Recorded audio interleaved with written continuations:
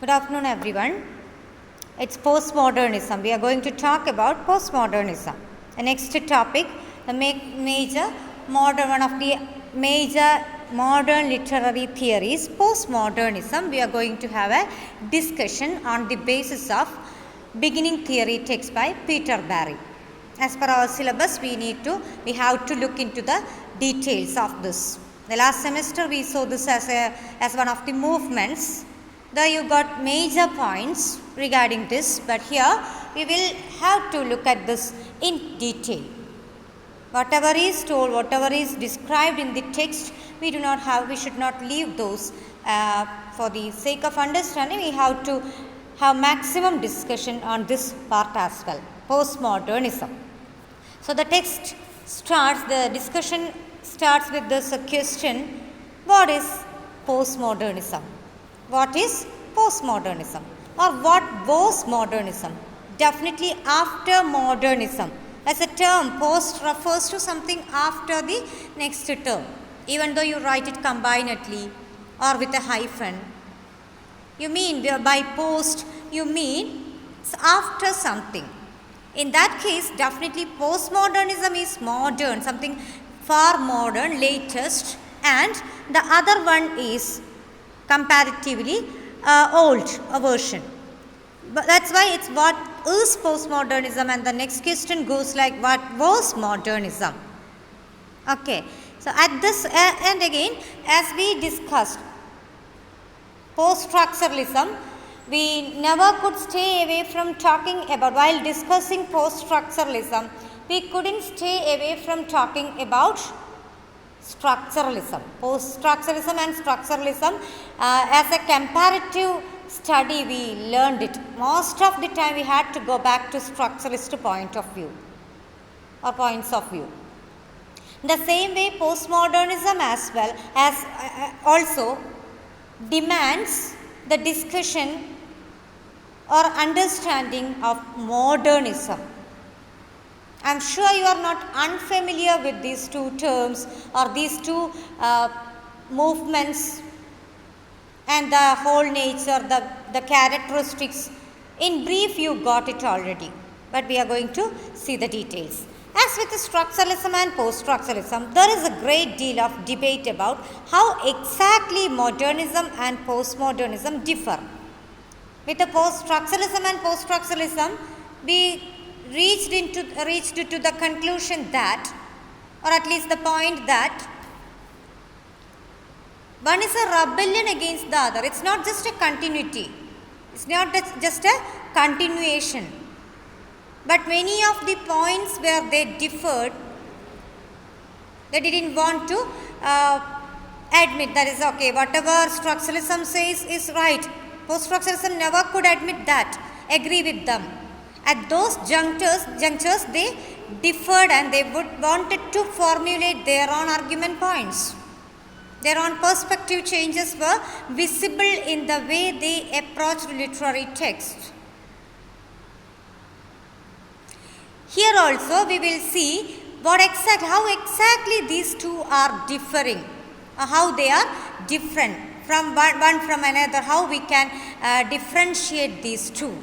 If it is just a continuation, there is no need at all to talk about postmodernism. Modernism itself is enough because it also defined many changes, introduced a lot of changes in the approach towards art, the creation of art.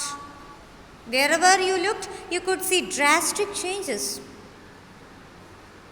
But those are not the same, not the one and the same. That's why we need such a differentiation or different terms. We discuss it separately. In beginning theory, with the postmodernism, you have to talk about modernism. The text doesn't talk about these two terms under one title because they are different. Vast differences can be located. Let us see how these are different. The two concepts are different. Like say, modernism being a long-standing category which is of crucial importance in the understanding of 20th century culture. Now just to think back about modernism. the advent of modernism, the necessary social, political, economic condition that demanded the introduction of modernism. Till date, till those two world wars, it was fine that Western civilization, Western centers, everything was going smoothly well. They didn't have to think about something different or in a world which is fragmented. After the impact of these world wars,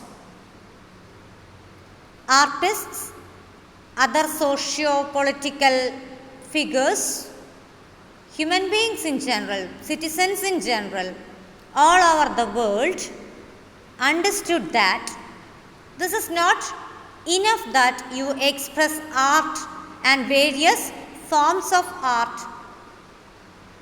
in a harmonious manner. You have to, if you have to represent the realities of such a world, the world after the world wars, the problems of the world wars, you need art, the expressions in the art in the same way, in one way or other, fragmented, inconsistent, not always pointing to absolutes. That is the reality of this time, or at least fact about this time, truth about this time. So art, if you want to keep a minimum integrity in representation, to represent such a world which is too destroyed, too much of destruction we have been witnessing after these world wars. You want such an art form, or you want such art forms to be introduced. And then came modernism. It's really crucially important in the understanding of 20th century culture. It was essentially different from other cultures, other time periods in history, not just in English history. Whereas the term postmodernism, as is well known, has only become current since 1980s. 1980s. Comparatively, it's very recent a time. Modernism, you could see the introduction, the impact in the whole of 20th, in the whole of this 1910. After that world wars, you could see the introduction of this movement, the theory, the ideas, concepts, and how deeply that affected different kinds of art forms, not just literature, not just painting, not just music. Most of the different forms, varieties of art forms, they began to experiment with the form, narration, other writing techniques, and you could see different streams, different varieties, different ways of bringing modernistic tendency in literature. Sometimes with the changes in names like futurism, expressionism, imagism, dadaism, different terms, some very slight changes, very slight differences, even though from different nations, different countries, people begin to feel that yes, such a narrative technique, such a change is needed. After the World War, if you represent everything as intact, harmonious, that will never lead you to represent the fact about world. The present world is too much under crisis. So to represent such a reality, such a phase of the world, you need something entirely different. The art form should change. We have to experiment with the art. Artistic writings, artistic creative, other creative spaces also you have to bring or experiment with such changes. I'm talking all these things about modernism, not at all about postmodernism. So definitely change began to occur with the modernism itself. So why then what was the need of this postmodernism in that case? just for the passing time. That is after, okay, anyway, 19th century is over, it's 20th century, let us just have a change in name, or just let us just add a post as a term. That is never done. Definitely only if and when a change exactly locate a change that can be located at great length occurs, you try a variety of a theory or movement. In that case, it's very important to see why postmodernism. Definitely you can see the time period to be since 1980s only. It's very latest if you compare it with other theories. Yeah, modernism is the name given to the movement. Modernism, please keep in mind, red highlighted in red, most often those parts are about modernism, not about postmodernism. Postmodernism I tried to highlight most often in green itself. Okay, the term that we are discussing. That's why these two colors are used in highlighting. Now, modernism is the name given to the movement which dominated the arts and culture of the first half of the 20th century.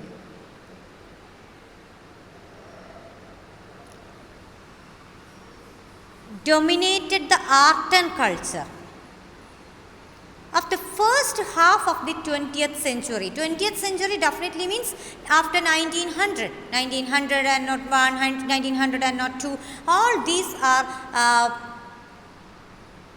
the years located in 20th century.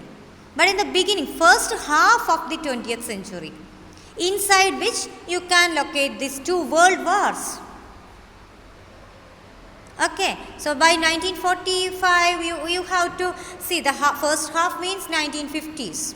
By that time, two of the world wars are over. But the drastic changes obviously we can locate inside this time period. The first half of the 20th century. Should not be confused. 20th century doesn't mean year after 2000, but 1900 after the time period. You have to locate it under 20th century category. Okay. So modernism was that earthquake in the arts. It's an earthquake in the arts which brought down much of the structure of pre-20th century practice in music, painting, literature and architecture. See here, earthquake, it is told like it is metaphorically they talk about that to be earthquake in the arts. Please keep in mind, when you hear the term art, it's not just literary art, but any other kinds like painting, music, architecture, all these are different forms of different art forms. Okay, so earthquake in the arts which brought down much of the structure of pre-20th century practice in music, painting, literature and architecture. Okay, definitely that's given there as the list. Different art forms, music, painting, literature, architecture. Just think about some, just try to analyze 2 or 3 of the films or songs of 1990s and the present time. You can see the difference in the music, the harmony, melodious songs. Nowadays, this can be counted in number if you take the songs that are getting released. Nowadays, we are trying with different other forms, different other varieties, possibilities. But that started not just with the postmodernism, but with the modernism itself.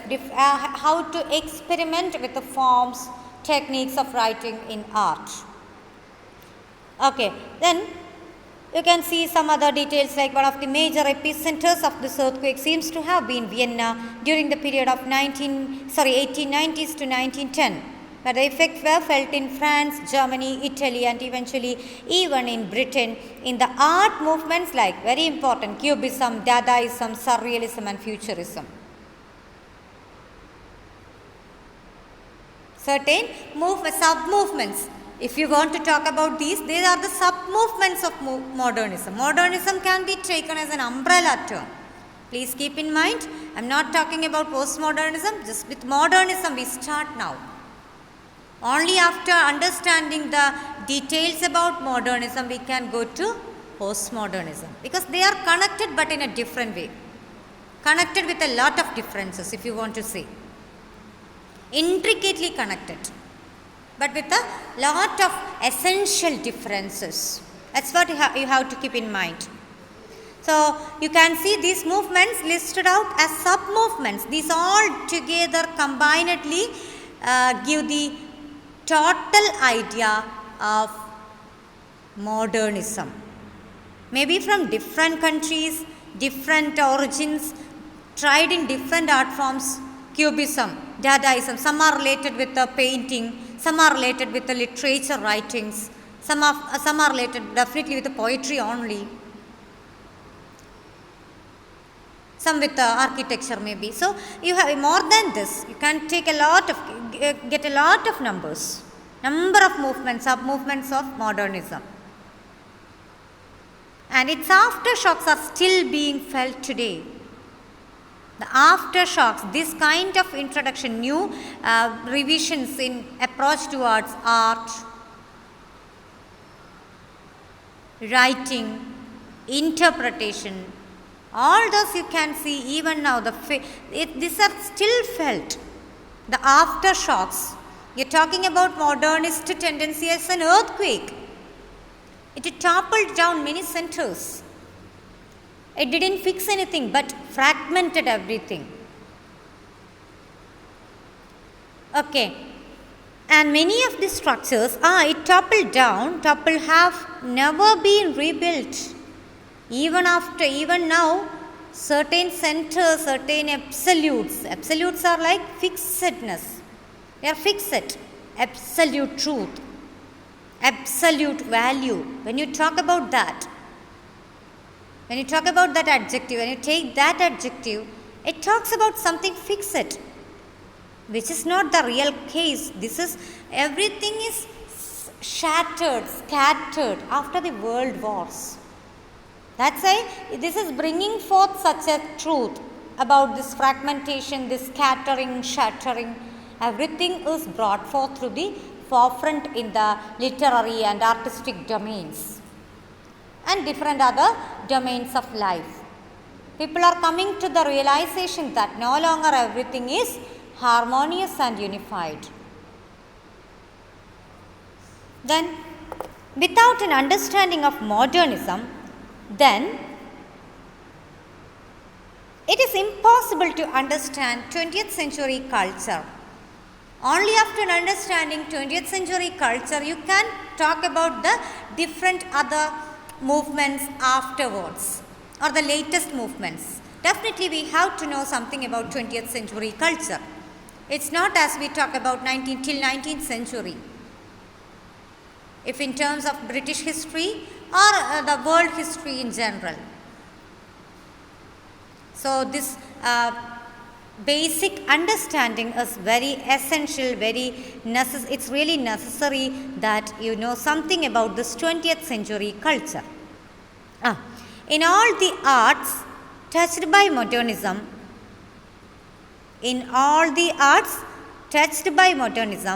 what had been the most fundamental elements of practice were challenged and rejected. Main thing it is the challenging and rejecting of what is already fixed, fundamental, thought to be fundamental. All these were rejected and challenged. It's no longer going to be something fixed. You think that West is the center of importance. But what about the impact left by World War on them? It's a question of relevance. So definitely there is nothing such as fixed or something invincible. Invincible means cannot be defeated. Western centers are also of not the same kind, also of the kind. They also can be shaken. That also can be shaken and scattered. The destruction of war leaves same kind of impact on all these. That's what you have to keep in mind. and thus melody and harmony were put aside in music. You can see the changes you can see in different areas, different varieties, different forms of art. See, melody and harmony were put aside in music. I just mentioned about looking at this. Take a song from some of the movies. Don't have to be in search of some English songs. You have to think about our Malayalam songs.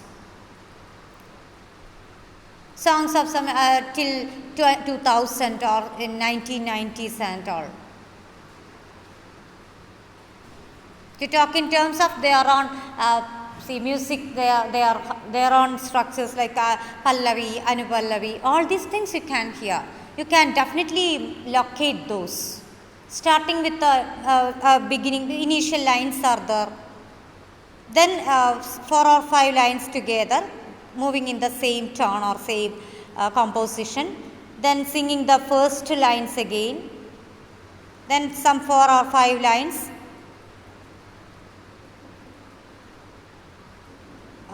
In the same tone of the second part, then ending up with the first lines. This is the way most of the old songs used to go like. But what about now? The songs of this time. Just think about the difference that you can mark down in that case. It's a heavy, it's a crucial difference. You can definitely think about that. Meanings. Some meanings very high. See, we could place those in context. Think about the songs in movie Balaton. When he loses his father, definitely the song comes and definitely you can mark down the lines to be extremely matching with the context. This is the way you hear the song. You can place it in the context.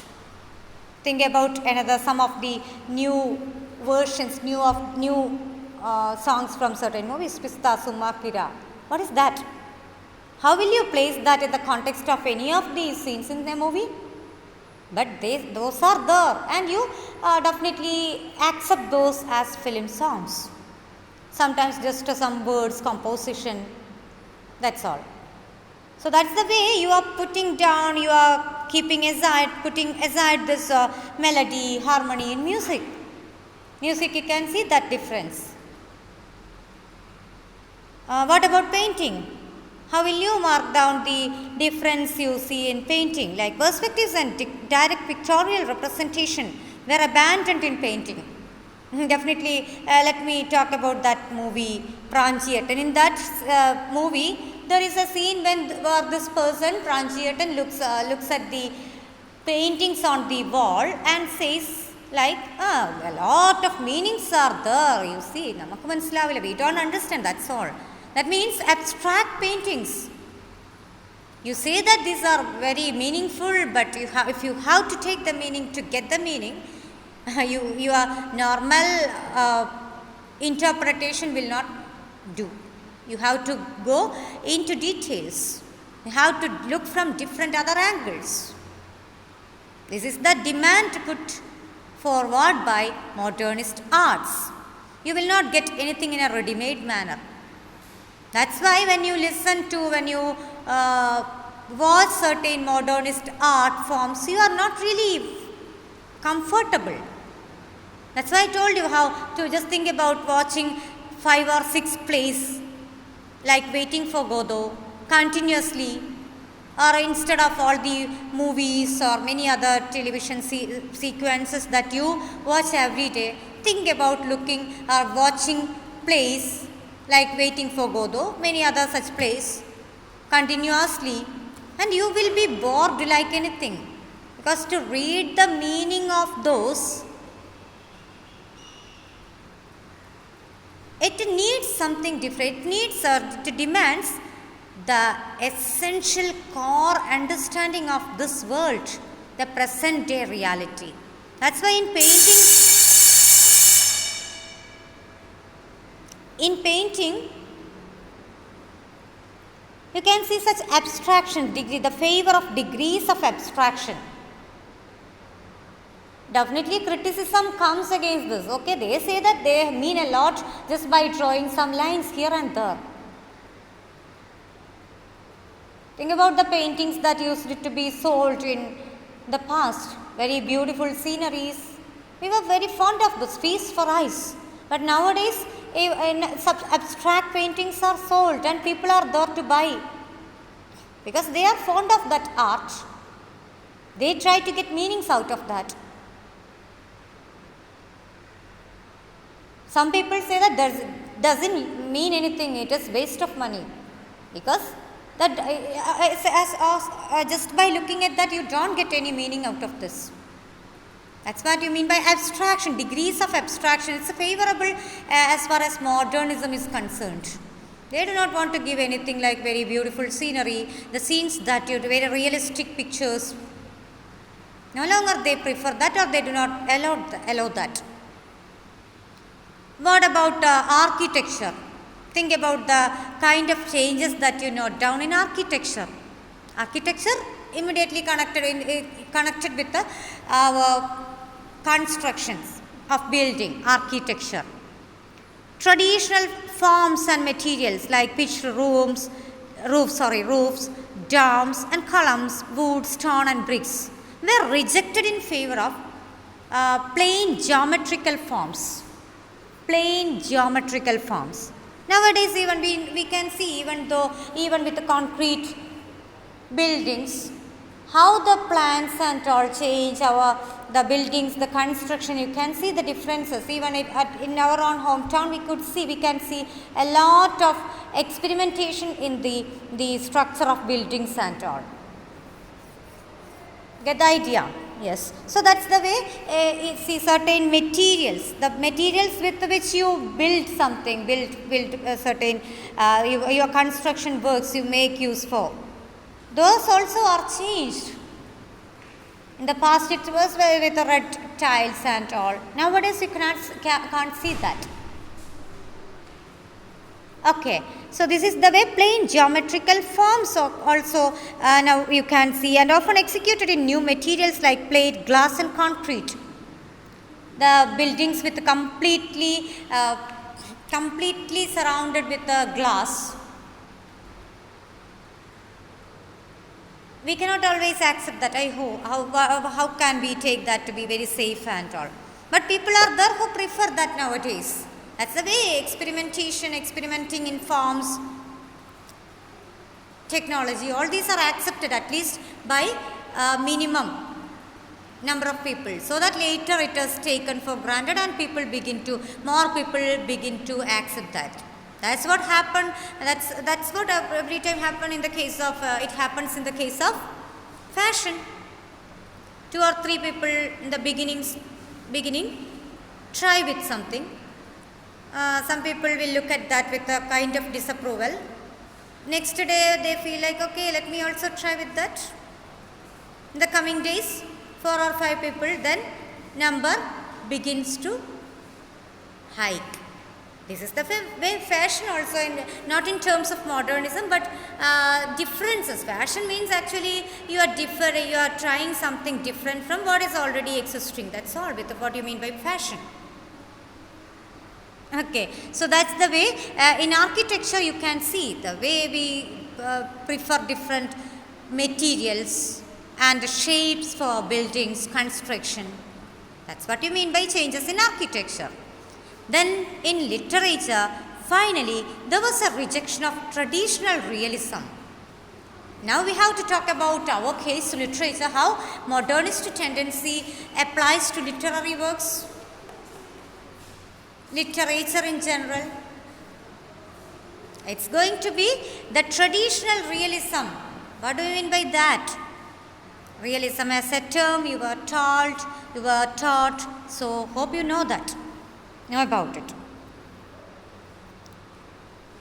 Rejection of traditional realism, and you can see in bracket what all ideas come under the category of traditional realism or come along with the concept of traditional realism.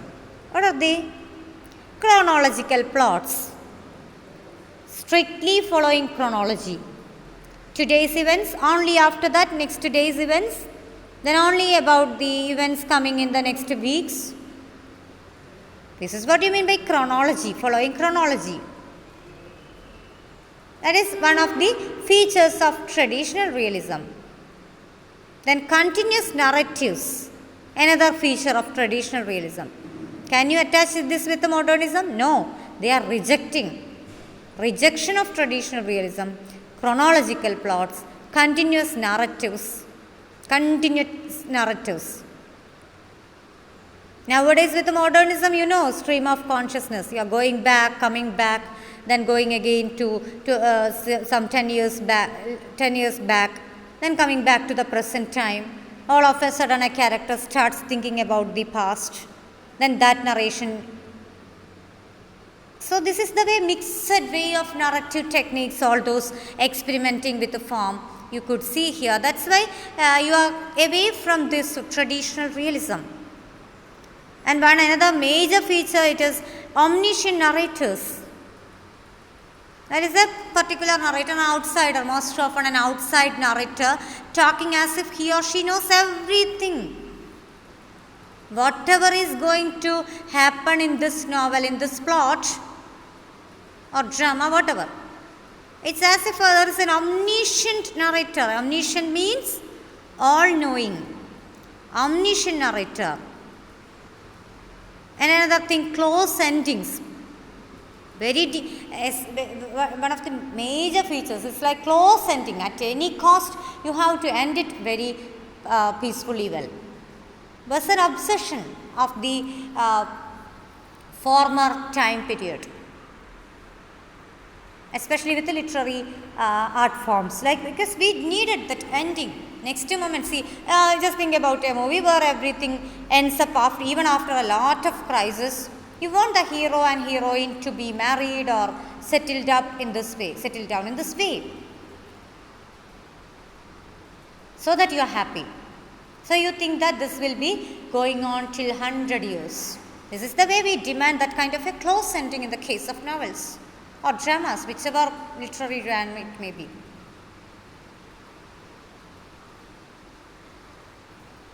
But what is going to be the case after that day, next moment there's something, some problem may occur in their life. We are not concerned about that things. At any cost, we want that close ending. So it was an obsession of the earlier forms of art. That also is changing. They are throwing it away. Modernism is throwing it away. So this is the way you have, you are rejecting close endings. One novel with 3 or 4 endings, more than one ending. Nowadays it's possible. Nowadays it's promoted after modernist tendency, after modernist technique coming into the scene. You are using that, you are allotting that, you are accepting such writing, such things, such techniques. Okay, so this is the way experimental forms of various kinds, in favor of experimental forms of various kinds. You are experimenting with the forms, technical, the writing devices, vocabulary. All this you are making use of this new varieties altogether. Then, just wait. Yeah, then the period of high modernism was the 20 years from 1910 to 1930, and some of the literary high priests of the movement. You can see number of people getting listed out under that category. The proponents of this movement, T.S. Eliot, definitely you know, his just one work is enough to see the way he promotes fragmentation, new writing style. Just go and have a look at the first 2 or 3 stanzas of The Wasteland, and see if you can read that poem as the way with the at the ease with which you read Solitary Reaper or any other poems of that past centuries. You won't be able to, because that is highly fragmented, and that fragmentation is deliberately done. It is not because the writer doesn't know simple language, simplified characterization. It is deliberate that fragmentation is necessary. Only then you can bring the scattered forms of the world, the situation, the fragmented and the completely affected situation of this world. And another person, James Joyce, Ulysses novel, some of their novels are epitome examples for modernist experimentation. Ezra Pound is the editor of The Wasteland by T.S. Eliot. He is the editor. Wyndham Lewis, some of the poets also you can locate, like, and Virginia Woolf, Mrs. Dalloway, the writing that I mentioned. Mrs. Dalloway is one of the important books where you can see the stream of consciousness technique is used like anything. That is completely, if you want to say this uses this stream of consciousness technique, which is also part of this modernist tendency. Wallace Stevens, Gertrude Stein, some of her poems, very important to note down. Their poems are not at all written in the way we see poems in the past. Traditional writing style, nothing is promoted at all. Writing in French or German, like Marcel Proust. In English, you could locate all these people. In German, French or German, you have Marcel Proust, Stephen Mallarmé, Andre Gide, Franz Kafka, Metamorphosis, one of the major writings, Metamorphosis, Franz Kafka, Rainer Maria Rilke. Some writers you are familiar with, some of their names you hear for the first time maybe, but they are all under the category of the proponents of modernism. They promoted modernist tendency in literature. Okay, then some of the important characteristics of literary modernism practiced by these writers include the following. Let us talk about the way modernist tendency or the characteristics you could locate in the case of these writers, the writers whom we listed above. Let us look at that. First point, a new emphasis on impressionism and subjectivity. Impressionism and subjectivity, that is, on how we see rather than what we see. Subjectivity. I look at a painting and say that, oh, wow, what a beautiful painting it is. Another one looks at the painting and say that, oh, it doesn't make any sense. So this is subjectivity. It matters. There is no one reading. The way post-structuralism also emphasizes that. So this is impressionism and subjectivity. Impression that creates an art form, creates an impression on such and such people. You cannot always say that this is the epitome of art. This is the picture of the year. This is the song of the year. Differences can be there. So that is what you mean by how we see rather than what we see. Those people with eyesight, all of them see something the same way. That's what we see. Is what is available to us in front of our eyes. That's what you mean by what we see.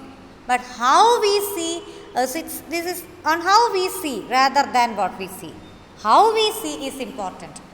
How Ashwati sees is important as far as her reading is concerned. How Aisha sees is important as far as her understanding perspective is concerned. That's what you mean by how we see. This is very important as far as the present day art forms are concerned. A preoccupation evident in the use of the stream of consciousness technique.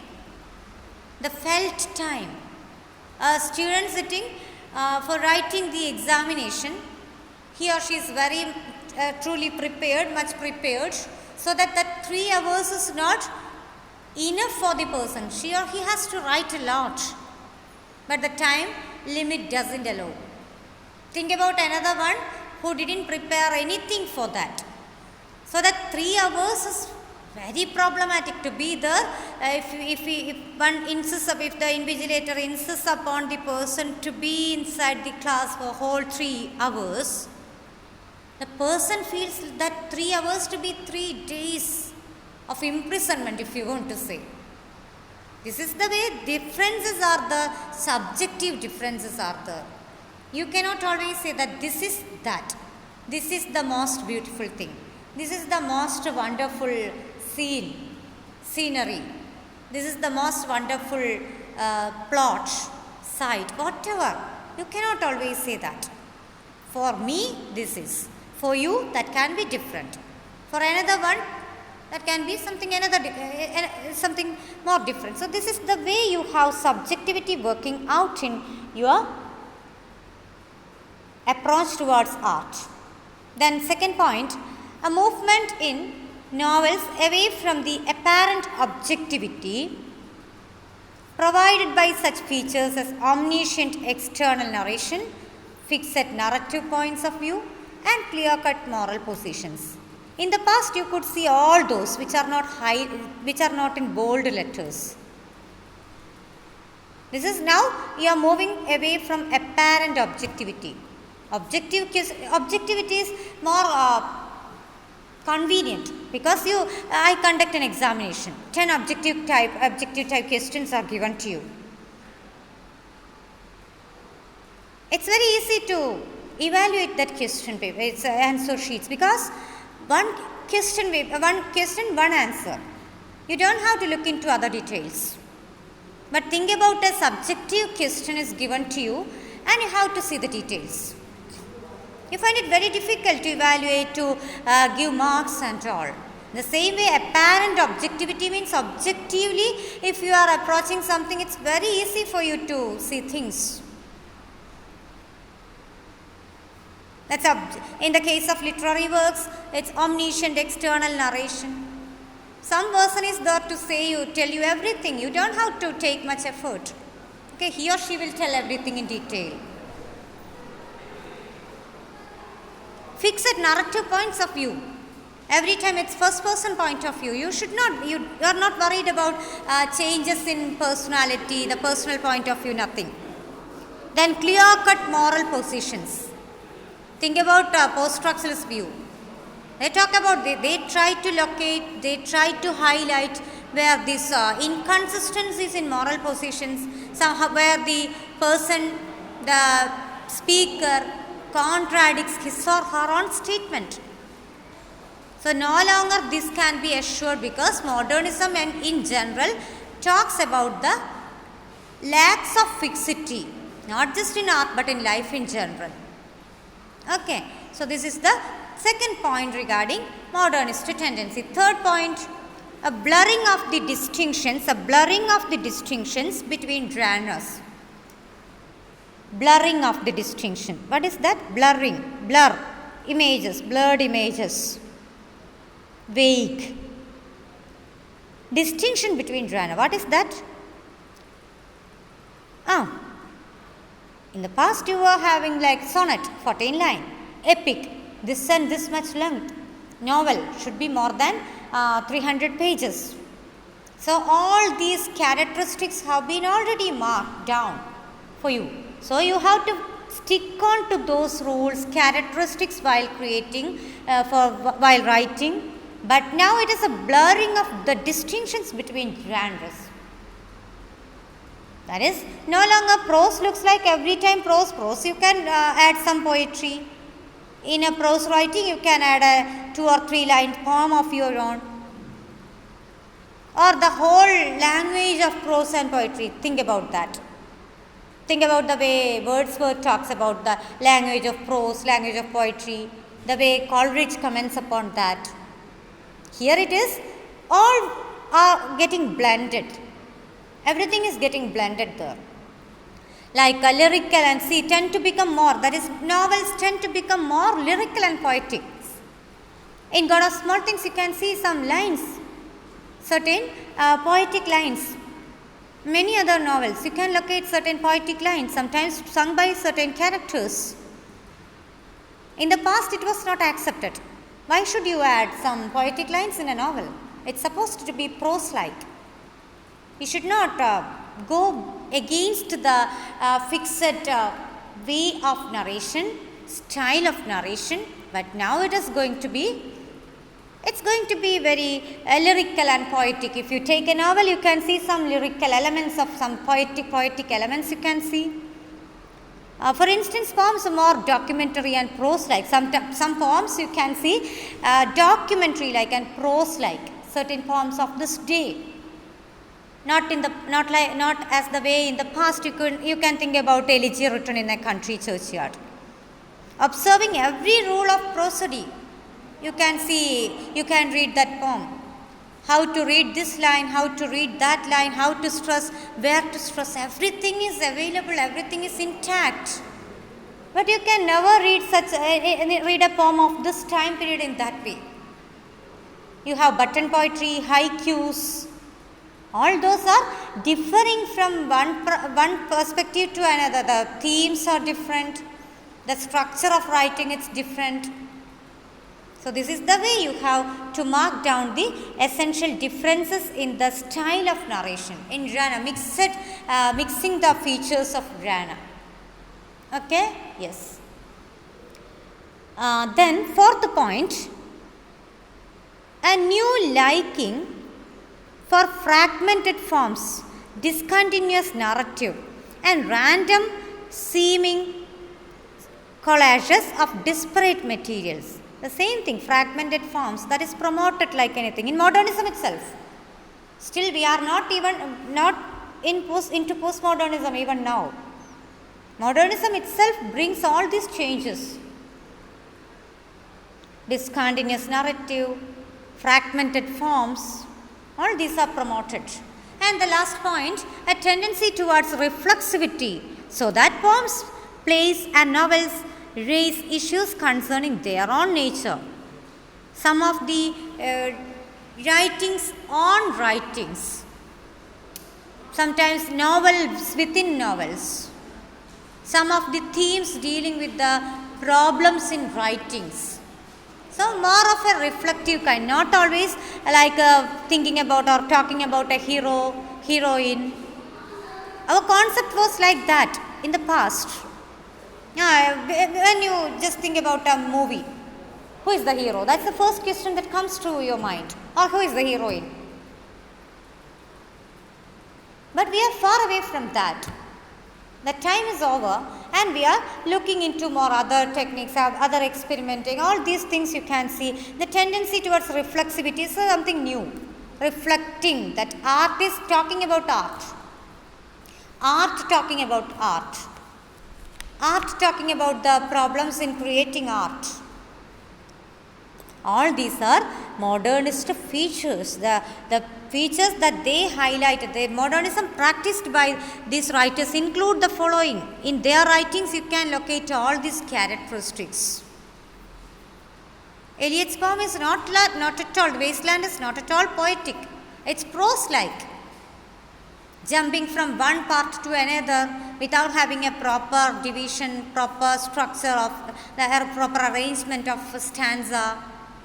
All these things, all these you can locate in various writings of these persons listed out above.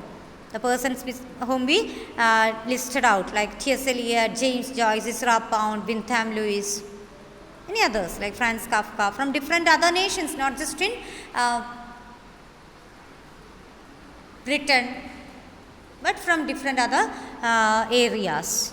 So these are the 5 major ideas we have to keep in mind, and the next part, it's about overall result of this shift.